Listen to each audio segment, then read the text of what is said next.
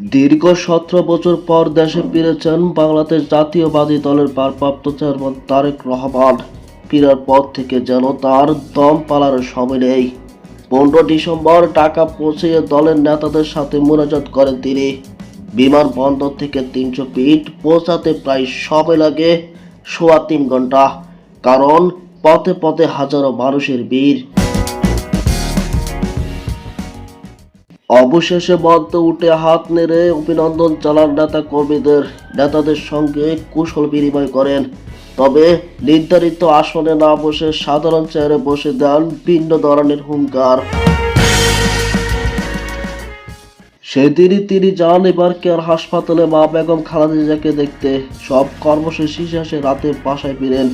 দ্বিতীয় দিন দীর্ঘ 19 বছর পর বাবা জিয়াউর রহমান কবর জিয়ারত করেন। এরপর সাভারে মুক্তিযোদ্ধাদের শহীদের শ্রদ্ধা জানানোর কর্মসূচি। রাত 10টায় 4 মিনিটে জাতীয় স্মৃতিসৌধে প্রবেশ করে শ্রদ্ধা নিবেদন করেন, আবার পরিবহনের বসে স্বাক্ষর করেন।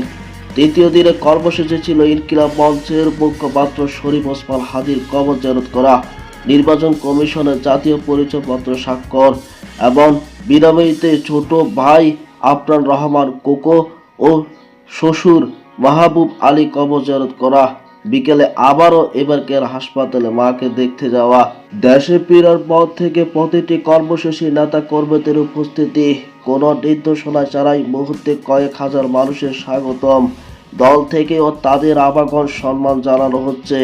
দীর্ঘদিন প্রতীক্ষার পর দেশে ফেরা তারেক রহমানের প্রথম কয়েকটি দিনই প্রমাণ করে দিচ্ছে তিনি আবারও রাজনীতির কেন্দ্রবিন্দুতে সেরা। আগামী দিনগুলো তার কর্মসূচি ও রাজনৈতিক পরিকল্পনা বাংলাদেশের ভবিষ্যৎ রাজনীতি কি পরিবর্তন আনবে তা দেখার অপেক্ষা পুরো জাতির। আরও আপডেট পেতে সাবস্ক্রাইব করুন, লাইক ও শেয়ার করতে ভুলবেন না। ধন্যবাদ।